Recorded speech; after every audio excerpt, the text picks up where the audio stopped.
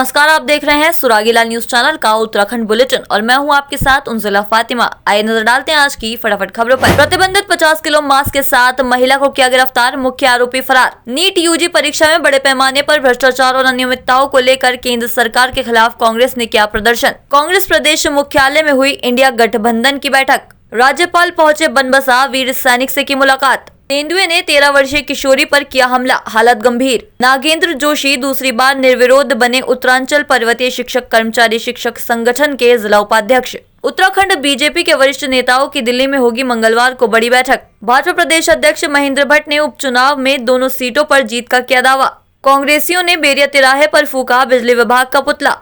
आकाशीय बिजली गिरने से खेत में काम कर रहे भाई बहन की हुई मौत। पूर्व दर्जा मंत्री बिट्टू कर्नाटक ने युवाओं से की नशे से दूर रहने की अपील। गर्जिया पर्यटन जोन को साल भर खोले जाने की मांग, सौंपा ज्ञापन। भीमताल विधानसभा में सड़कों के हुए बुरे हाल, ग्रामीणों की हड़ताल। हल्द्वानी के वनभूलपुरा में प्रशासन ने मारा छापा, 2 मेडिकल सील। रामनगर में विशेष समुदाय के धार्मिक स्थलों पर लगे लाउडस्पीकरों को हटाने की मांग। अब खबरें विस्तार से। बाजपुर पुलिस ने 50 किलो प्रतिबंधित मास्क के साथ एक महिला को गिरफ्तार किया है, जबकि मुख्य आरोपी फरार हो गया है। प्रतिबंधित मास्क की सूचना पर पुलिस ने ग्राम मुंडिया कला में एक घर पर छापा मारा। इस दौरान घर से मास्क काटने के उपकरण बरामद हुए। पशु चिकित्सक डॉक्टर शैलेश कुमार ने मास्क के टुकड़ों को सैंपल लेकर जांच के लिए भेज दिया। पुलिस ने इस मामले में आरोपी महिला के खिलाफ प्रतिबंधित गौ मांस अधिनियम एक्ट के तहत मुकदमा दर्ज किया है। संवाददाता लवकुश श्रीवास्तव की रिपोर्ट। लंबे समय से मुंडिया कला का ये क्षेत्र गोबादर को तस्करी के लिए मशहूर है। आज भी एक घटना सुनने में आई कि कोई बल्लू नहीम नाम का कोई कसाई है जिसने गाय काटी है। वो कहीं किराए पर रहता है और जो किराए पर जहाँ रहता है उस मकान मालिक का नाम फिरासत है, उसके पिता का नाम रियासत है और ये गतिविधियां लंबे समय से क्षेत्र में चल रही है। मौके पे पुलिस भी मौजूद है और गाय को एक और पूरे देश भर में 100 करोड़ से भी अधिक संख्या वाला जो एक तबका है उसको गौ माता के रूप में पूजता है, मानता है। तो कहीं ना कहीं इससे बलाव भी फैल सकता है। तो हमारा निवेदन है शासन से, प्रशासन से, पुलिस प्रशासन से कि कठोर कार्रवाई हो और इसमें जुड़े हुए जितने भी लोग हैं उनकी जड़ तक पहुंचे और इस क्षेत्र से गोकशी के काम को समाप्त किया जाए।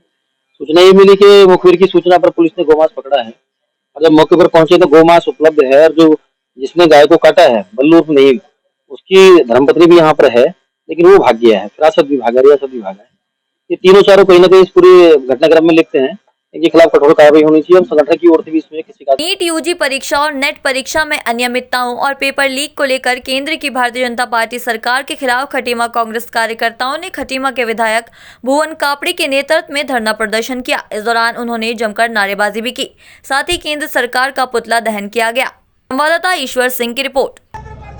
देखिए, नीट और नेट दोनों के पेपर लीक हुए। 24 लाख छात्र जो दिन रात मेहनत करता है, एक आम परिवार का छात्र, एक गरीब परिवार का छात्र जिसके माँ बाप जो है कि अपनी गाड़ी कमाई की सारी पूंजी जो है उस बच्चे की पढ़ाई लिखाई पर लगाते हैं और जब वो पेपर देखकर आता है उसे पता चलता है कि पेपर का सौदा पहले से हो गया। आपने देखा होगा कि एक ही कोचिंग सेंटर के बच्चों ने पूरे 100% मार्क्स लाए हैं, 6-7 बच्चे और धांधली हुई है, साफ साफ स्पष्ट हो रहा। और इकरारनामा भी एक छात्र ने कर दिया कि उसे घर बुला लिया गया, कहा कि व्यवस्था हो गई। तो उसके बावजूद भी सरकार जो है कि जो मेहनती छात्र हैं, जो दिन रात मेहनत कर रहे हैं, जो आम परिवार के छात्र हैं, जो गरीब परिवार के छात्र हैं, उनको न्याय देने की हिम्मत नहीं जुटा पा रही है और इस पेपर को निरस्त नहीं कर पा रही है। तो हम सब यही मांग करते हैं कि हिंदुस्तान में ऐसी मजबूत व्यवस्था बननी चाहिए कि जिससे पढ़े लिखे और मजबूत मेहनत करने वाले छात्र के साथ अन्याय न हो और उनको न्याय मिले। उसी के लिए हम आज यहाँ प्रदर्शन कर रहे हैं। उत्तराखंड में विधानसभा की 2 सीटों पर हो रहे उपचुनाव को लेकर इंडिया गठबंधन ने अपनी तैयारी तेज कर दी है।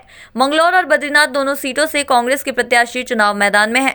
इंडिया गठबंधन के नेताओं का कहना है कि जिस तरह से लोकसभा चुनाव के दौरान पूरे देश में विपक्ष मजबूत हुआ है, विपक्ष के प्रति जनता का रुझान बढ़ा है, इस तरह से इन दोनों सीटों पर कांग्रेस प्रत्याशियों की भारी मतों से जीत होगी। संवाददाता सुनील राज की रिपोर्ट।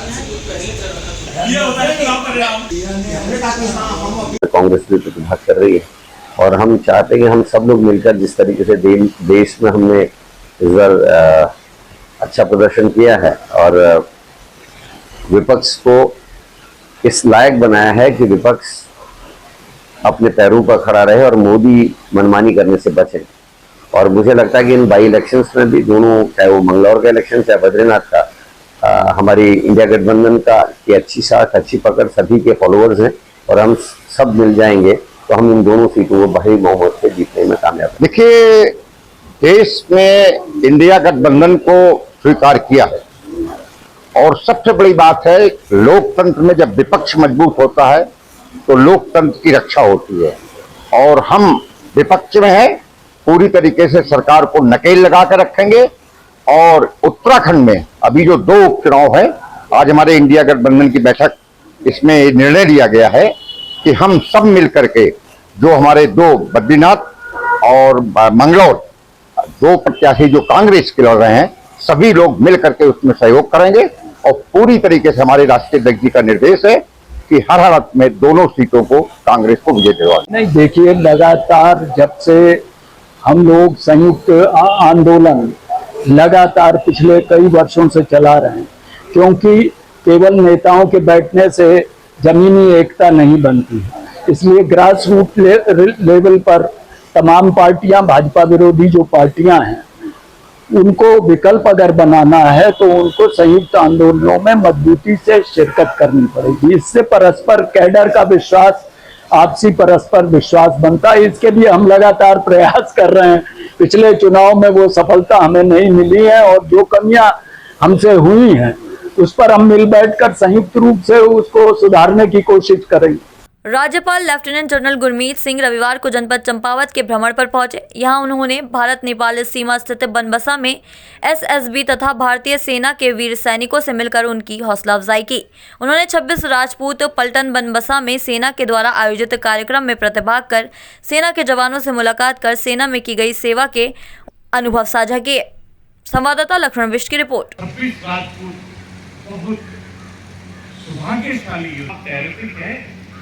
बाजपुर क्षेत्र में देर रात तेंदुए के हमले से 13 साल की किशोरी बुरी तरह से जख्मी हो गई। किशोरी को परिजनों ने इलाज के लिए सरकारी अस्पताल में भर्ती कराया, जहां से डॉक्टर ने उसकी हालत नाजुक देखते हुए उसे हायर सेंटर रेफर कर दिया। बता दें कि रविवार की देर रात गोबर ज्वालावन निवासी दर्शन सिंह की 13 वर्षीय पुत्री संदीप कौर घर से कुछ दूरी पर खेत में शौच करने के लिए गई थी। इसी बीच तेंदुए ने संदीप कौर पर हमला कर दिया, जिससे वह गंभीर रूप से घायल हो गई। संवाददाता लवकुश श्रीवास्तव की रिपोर्ट।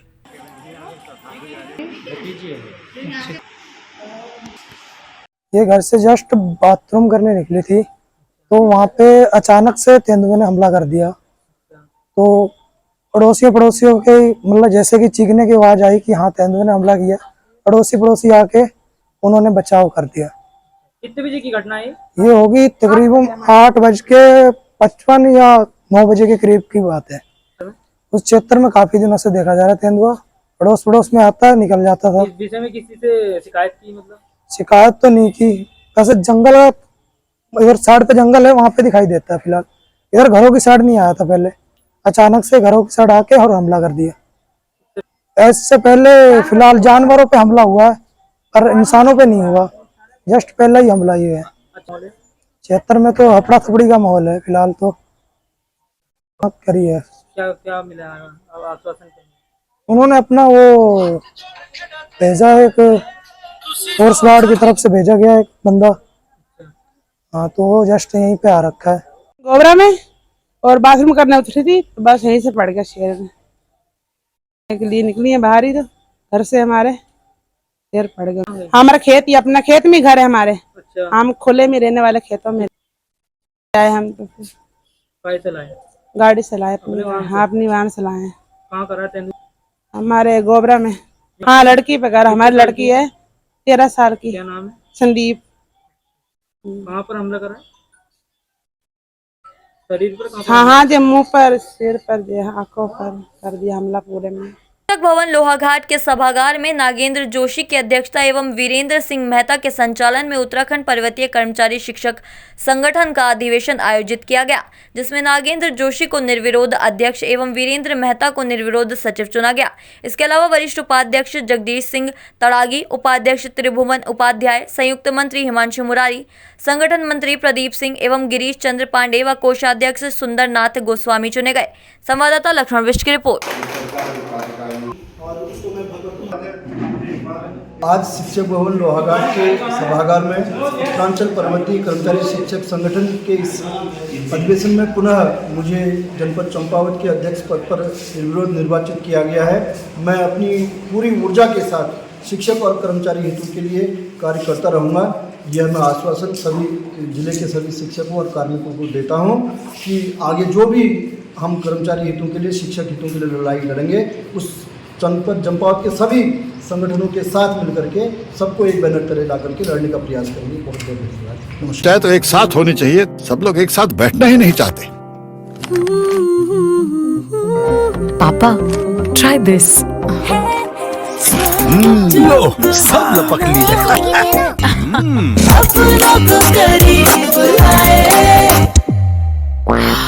ये क्या हाल कर दिया है रूम का? बस कल से चाय? कल से चाय मेरे रूम में।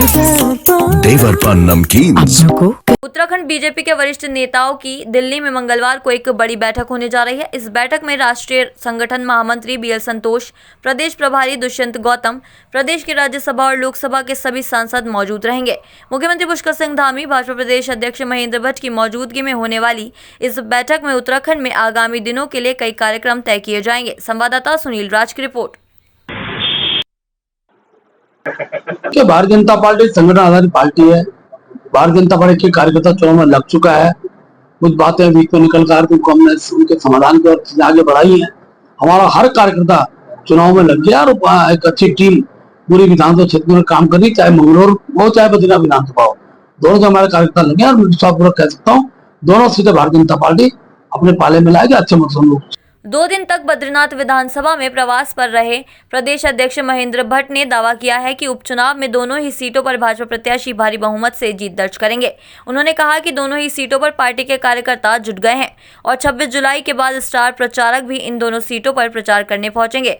बताया कि कैबिनेट मंत्री सौरभ बहुगुणा का कार्यक्रम निर्धारित कर दिया गया है। वह 3 से 5 जुलाई तक बद्रीनाथ विधानसभा में जनसभाएं करेंगे। संवाददाता सुनील राज की रिपोर्ट। भारतीय जनता पार्टी संगठन आधारित पार्टी है। भारतीय जनता पार्टी के कार्यकर्ता चुनाव में लग चुका है। कुछ बातें बीच में निकल कर उनको हमने उनके समाधान की ओर आगे बढ़ाई है। हमारा हर कार्यकर्ता चुनाव में लग गया और एक अच्छी टीम पूरी विधानसभा क्षेत्र में काम करी, चाहे मंगलौर हो चाहे बद्रीनाथ विधानसभा हो, दोनों से हमारे कार्यकर्ता लगे और विश्वासपूर्वक कह सकता हूँ दोनों सीटें भारतीय जनता पार्टी अपने पाले में लाएगी। अच्छे मतों लोग जीतेंगे। बाजपुर क्षेत्र में अघोषित बिजली कटौती और लो वोल्टेज आने से गुस्साए ग्रामीण काफी संख्या में बेरिया तिराहे पर एकत्र हुए। इस दौरान उन्होंने बिजली विभाग का पुतला दहन किया, जिसके बाद ग्रामीणों ने एसडीएम कार्यालय पहुंचकर बिजली विभाग के खिलाफ जमकर प्रदर्शन किया। अघोषित बिजली कटौती तुरंत समाप्त करने की मांग की। संवाददाता लवकुश श्रीवास्तव की रिपोर्ट।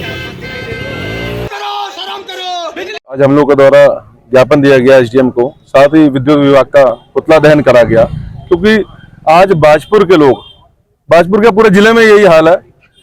जिस तरीके से अघोषित कटौती करी जा रही है विद्युत विभाग द्वारा, लो वोल्टेज दी जा रही है, तो एक अघोषित कटौती के खिलाफ और एक लो वोल्टेज के खिलाफ विद्युत विभाग से हमारी एक ही मांग है, अगर कटौती करनी भी है तो एक दिन पहले प्रायर नोटिस दिया जाए, एक दिन पहले बाजपुर क्षेत्र की जनता को बताया जाए।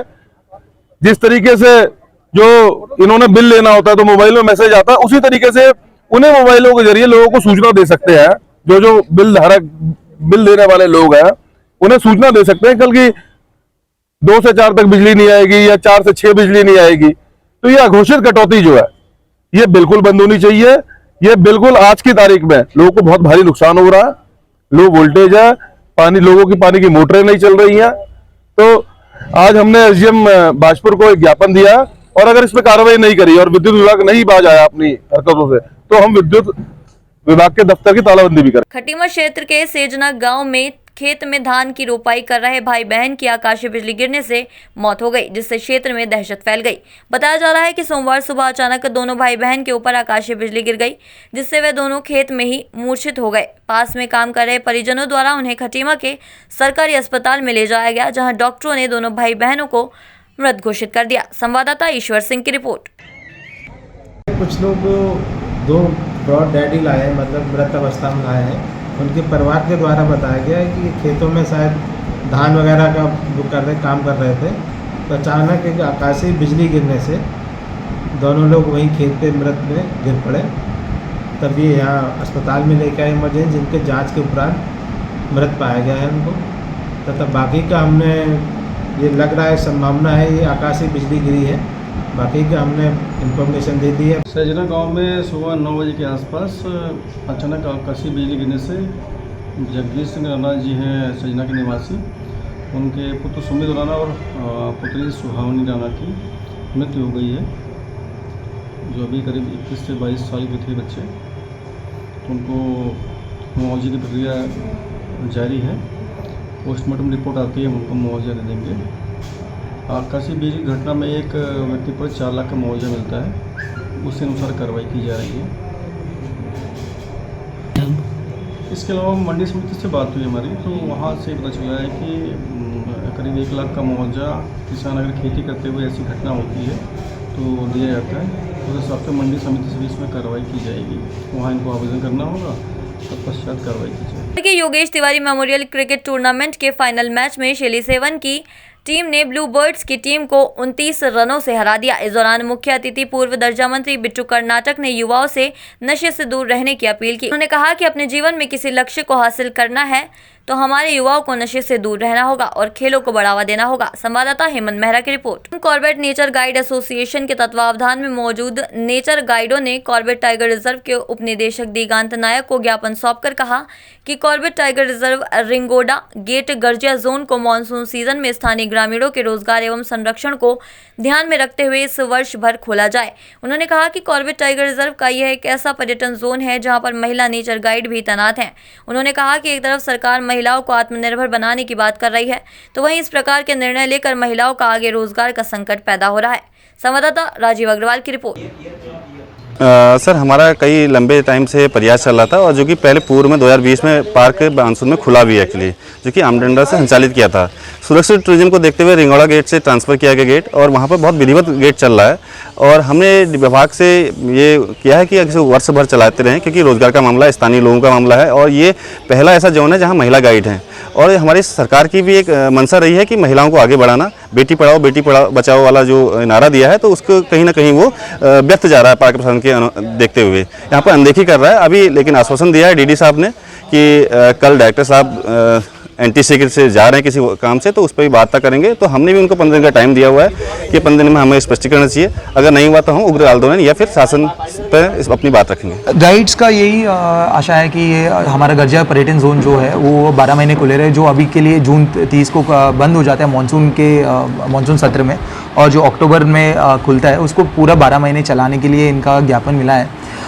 तो अभी यही है, उनको भी यही समझाया गया है कि हमने ऑलरेडी इसके लिए बहुत प्रयास कर रहे हैं, डायरेक्टली भी चिट्ठी भी लिखे हैं और उसके साथ साथ उच्च स्तर से बात भी कर रहे हैं। इसका यही उम्मीद करते हैं कि जल्दी से जल्दी इसका हल निकले और इसका परमिशन आ जाए। हल्द्वानी में जिला प्रशासन और ड्रग विभाग ने वनभूलपुरा क्षेत्र में ताबड़तोड़ छापेमारी की। इस दौरान मेडिकल स्टोर में प्रतिबंधित दवाओं को चेक किया गया, जिसमें 2 मेडिकल स्टोर में मानकों के विपरीत प्रतिबंधित दवाइयों का स्टॉक पाया गया, जिस पर कार्रवाई की गई। इसके अलावा वनभूलपुरा लाइन नंबर 17 ताज मस्जिद के पास एक घर में प्रशासन की टीम को प्रतिबंधित पॉलिथीन का जखीरा मिला। लगभग 10 क्विंटल से अधिक पॉलिथीन बरामद की गई, जिसे प्रशासन ने जब्त कर लिया है। संवाददाता दीपक अधिकारी की रिपोर्ट।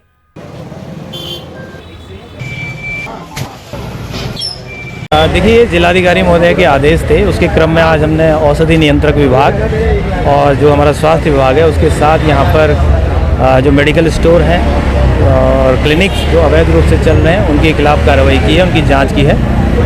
कुछ अनियमितताएं हमें मिली हैं, उसमें PCPNDT एक्ट में कार्रवाई की जा रही है। साथ ही कुछ लोग मौके पे नहीं पाए गए तो उनके 3 क्लिनिक हमने सील किए हैं। इसके अलावा मेडिकल स्टोर में भी 2 मेडिकल स्टोरों के विरुद्ध मानकों का उल्लंघन करने के लिए और प्रतिबंधित जो दवाइयां हैं निर्धारित मात्रा से अधिक रखने के क्रम में कार्रवाई की गई है। समय पॉलिथीन की पड़ी है। देखिए, इसी बीच हमने नगर निगम के साथ यहाँ पर निरीक्षण में हमें 1-2 जगह लीड मिली थी, तो उसी में एक दुकान का भी चालान किया है और एक ये घर अभी भी हमें मिला है। यहाँ पे गोडाउन का शक्ल इसको दी गई है और यहाँ भारी मात्रा में यहाँ पे प्रतिबंधित पॉलिथीन हमें यहाँ मिली है। अभी उसकी काउंटिंग चल रही है और इसको यहाँ जब्त किया जा रहा है। गोदाम स्थित प्रधानमंत्री ग्रामीण सड़क योजना के दफ्तर में भीमताल से आए ग्रामीणों ने अनिश्चितकालीन हड़ताल शुरू कर दी है। पूर्व दर्जा राज्य मंत्री हरीश पनेरू के नेतृत्व में भीमताल विधानसभा में प्रधानमंत्री ग्रामीण सड़क योजना के अंतर्गत बन रही सड़कों में भ्रष्टाचार का आरोप लगाते हुए निर्माण कार्यों को पुनः कराए जाने की मांग की गई है। इसके अलावा सड़क निर्माण में काम करने वाले स्थानीय लोगों को भी कार्यदायी संस्था ने 1 साल से पैसा नहीं दिया है, लिहाजा सभी मांगों को लेकर पूर्व पूर्व दर्जा राज्य मंत्री हरीश पनेरू के नेतृत्व में स्थानीय ग्रामीणों ने हड़ताल शुरू कर दी है। संवाददाता दीपक अधिकारी की रिपोर्ट। देखिए, इसमें इनकी कुछ मांगे हैं। उनको हम अभी इसमें कुछ कलवर्ट डालने की मांगे हैं, उसके लिए हम ह्यूम पाइप कलवर्ट के प्रोविजन कर रहे हैं। कुछ दीवारें हैं जिनके वेरिएशन अभी शासन में प्रेषित किए गए हैं, जिसकी स्वीकृति आने के पश्चात वहाँ पे काम शुरू हो सकता है। दीवारों का लगभग 1 करोड़ का कुछ का गया है हमारा एस्टिमेट उसका। इसके अलावा इनकी जो मांगे हैं वो प्रतिकर से संबंधित हैं। प्रतिकर से संबंधित मांगों के लिए एक बार हमें प्रतिकर के लिए हम इनका सर्वे करवाते हैं और जितने भी लोगों का भूमि का कटान हो रखा है या फिर फलों की क्षति हो रखी है, वृक्षों की क्षति हो रखी है या कुछ पेयजल पाइपलाइन टूटी हुई है, उन सभी का प्रतिकर का भुगतान प्रतिकर प्रस्ताव बनने के बाद किया जाएगा। सड़क की हालत लगातार हम 1 साल से इसकी मांग को उठा रहे हैं। इस पर अनियमितता हो रही। नंबर 1 मांग ये है। नंबर 2 मांग जो हमारे अनुसूचित जाति के भाई हैं उनकी दीवार का काम उस पर शुरू किया जाए और उनका जो पेमेंट बचा हुआ है वो दिया जाए। अगर ये मांगें पूरी नहीं होती हैं तो निश्चित रूप से हम करो या मरो के नारे के साथ मैं आया हूं। इस लड़ाई को हम आर पार की लड़ेंगे, क्योंकि मैं अधिकारियों को लगातार 1 साल से सूचना दे रहा हूं, इसको सुने नहीं। इसका मतलब सब भ्रष्टाचार में लिप्त हैं। मेरे को तमाम दबाव आए कि आप धरना मत करो, आप ऐसा मत करो, हम ऐसा करा देंगे, लेकिन हम अन्याय के खिलाफ कहीं भी आवाज बुलंद करेंगे। जब तक इन सबको न्याय नहीं मिल जाता मैं चुप नहीं बैठूंगा। यही बैठे हैं, अभी आए थे यहाँ बातचीत करने के लिए, अभी हमने उनको वापस भेज दिया, क्योंकि पेमेंट का मामला बड़ा मामला है। वो जब आपके साथ आएंगे तो हम उनको बुलवाएंगे। बातचीत का हल निकल जाता है तो ठीक है, नहीं निकलता है तो राज्यपाल और मुख्यमंत्री पर इससे डबल भीड़ लेकर हम वहां बैठेंगे। चाहे हमको पुलिस जेल में डाल दे, चाहे रेल में डाल दे, चाहे वहीं मार दे, लेकिन हम अन्याय के खिलाफ बोलेंगे और अपना अधिकार लेके रहेंगे। क्यों भाई, सब है ना। हम आए हैं ग्राम पटानी से साहब, जिसमें मैंने जैसे ठेका लिया अधिकारी जी ने दिया था उसमें 1400 रुपये घन मीटर के हिसाब से 30 मीटर लंबी थी दीवार और 6 मीटर ऊंची थी। उसका मुझे 1 रुपया नहीं मिला, क्योंकि मैंने एक आध भैंस बेच के मैं मजदूरी करके उन लेबर को दे रहा हूँ कि हर लेबर वो मेरे घर में आ जा रही है, क्योंकि मेरे को उस पेमेंट के लिए। और दूसरा नंबर 1 वो मानव सिंह सरदार के पास भी काम किया हमने, उसमें मेरे 40 दिन है, 40 दिन में मुझे 1 रुपया नहीं मिला। किसके तहत? पीएम हाँ, इसी में ही। मेन जो हमारी रोड बन रही है क्षेत्र की, उसमें जो है गुणवत्ता कॉलमट, कॉलेज, रिटेटिंग वाल, दीवार शायद ये बननी चाहिए। रोड का जो मानक है, मानक के हिसाब से काम होना चाहिए और डामरीकरण सही ढंग से ये नहीं कि लिपा पोती उसमें नहीं होनी चाहिए सर। नंबर 2, जो हमारे काश्तकार हैं उनकी ज़मीनें काफ़ी कट चुकी हैं, उसमें साइड वाले बनना बहुत ज़रूरी है, जिससे ज़मीन की सुरक्षा की जाए। मेरा नाम सुरेश चंद्र, मैं पूर्व क्षेत्र पंचायत सदस्य रहा हुआ हूँ। और तीसरा मुद्दा है सर, जो हमारे यहाँ के कुछ श्रमिकों ने वहाँ काम किया है उस रोड में, तो गरीब मजदूर हैं, उनका भुगतान अभी तक नहीं हुआ था, तो वो मजदूर का भुगतान मिलना चाहिए। मैं ग्राम पंचायत पटानी का निवासी हूँ। मैंने मतलब ये 2000 जो ये पिंजवास का काम शुरू हुआ है, इसमें खुशहाल सिंह अधिकारी जी के माध्यम से वो विधायक थे, तो उनके माध्यम से रोड का काम शुरू करवाया, जिसमें 5 किलोमीटर रोड का मेरा बॉन्ड हुआ मतलब। लेकिन उसमें मैंने काम शुरू किया, जिसमें मेरा 6 लाख का मजदूरी का काम, जिसमें 11 दीवारें हैं, 11 दीवारें बनी हैं, 5 कौचुए, जिसमें मुझे मात्र कंपनी ने सीमेंट इशू किया है। तो ये है देखिए, और क्या कहते हैं, मात्र 1 लाख रुपये मेरे को सीमेंट और इसका क्या कहते हैं ये गाड़ियों का, जिसमें हमारे 40 मजदूर काम में लगे हैं। और ये गाड़ी पिकअप 3 महीने हज़ारों तक पूरा सीजन का काम किया है। लेकिन मैंने कई बार खुशहाल सिंह अधिकारी जी विधायक जी को भी फ़ोन कर दिया, उनके लड़के सुंदर के पास काम है, वो तो विधायक हो गए, उनका काम नहीं है। उन्होंने कहा मेरा लड़का देखेगा। उनके पास मैं कितने बार फ़ोन कॉल कर दिया, कितने बार चला गया। यहाँ मैं इसलिए आया हूँ कि हमारा भुगतान हो। हम गरीब आदमी हैं, हम अनुसूचित जात के लोग हैं, हमारे साथ अन्याय हो रहा है। मैं 40 साल पुराना भाजपा का कार्यकर्ता हूँ, लेकिन आज मेरे साथ अन्याय हो रहा है। मैं इधर देखिए, मैंने कई बार विधायक जी से भी आग्रह किया, विधायक जी यार हमारा पेमेंट कराओ, तो विधायक जी ने भी इस पर कोई हमारी दम नहीं ली। चाहे तो एक साथ होनी चाहिए, सब लोग एक साथ बैठना ही नहीं चाहते। पापा, ट्राई दिस। लो सब लपक ली।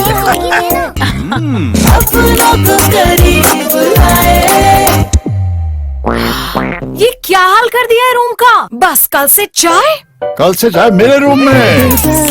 देवर पान नमकीन। रामनगर में विशेष समुदाय के धार्मिक स्थलों पर लगे लाउडस्पीकरों को हटाने की मांग को लेकर बजरंग दल व विश्व हिंदू परिषद कार्यकर्ताओं ने सीओ को ज्ञापन दिया। विश्व हिंदू परिषद के जिला उपाध्यक्ष सूरज चौधरी के नेतृत्व में एकत्रित कार्यकर्ताओं ने सौंपे ज्ञापन में कहा कि नगर व आसपास के इलाकों में स्थित विशेष समुदायों की धार्मिक इमारतों पर लगे लाउडस्पीकर को जल्द हटाया जाना चाहिए। संवाददाता राजीव अग्रवाल की रिपोर्ट। पिछले लंबे समय से रामनगर कोतवाली में मौखिक और लिखित विश्व हिंदू परिषद बजरंग दल के कार्यकर्ता विशेष धार्मिक इमारतों पर लगे लाउड स्पीकरों के बंद करने के लिए कई बार हमने लिखित में ज्ञापन रामनगर कोतवाली में दिए, लेकिन निरंतर लाउड स्पीकरों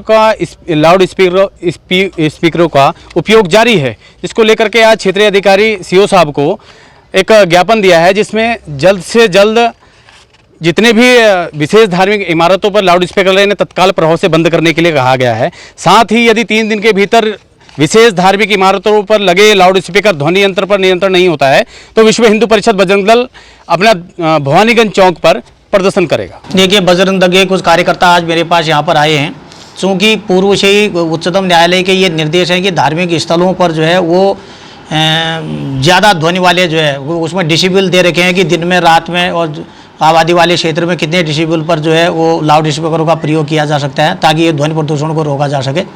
इसमें पूर्व में भी रामनगर क्षेत्र में हमारे द्वारा अभियान चलाया गया है और हमने धार्मिक स्थलों से जो है लाउड स्पीकर हटाए भी गए, परंतु इनके द्वारा ये शिकायत की जा रही है कि अभी भी जो है अजान के समय में सुबह और शाम के समय में अधिक ध्वनि से जो है लाउड स्पीकर बज रहे हैं। मैंने प्रभारी निरीक्षक रामनगर को इसमें निर्देश दे दिए हैं कि एक टीम बना करके एक अभियान चलाएं, जिस धार्मिक स्थलों पर लाउड स्पीकर का प्रयोग हो रहा है तो उसमें तुरंत जो है पाबंदी करें। आज के लिए बस इतना ही। ऐसी सभी खबरों के लिए जुड़े रहिए सुरागीलाल न्यूज चैनल के साथ। धन्यवाद।